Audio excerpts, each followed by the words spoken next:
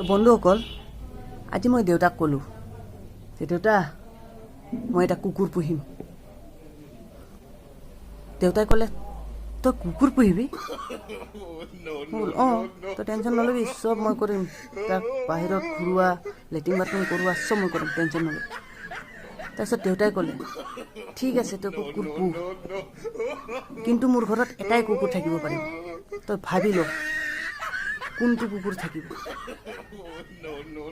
তাৰপিছত অলপ ভাবিলোঁ, যিহেতু ভাবিও কৈছে, ভাবি একদম মনত ঘূৰাই কিবা ভাবিলোঁ।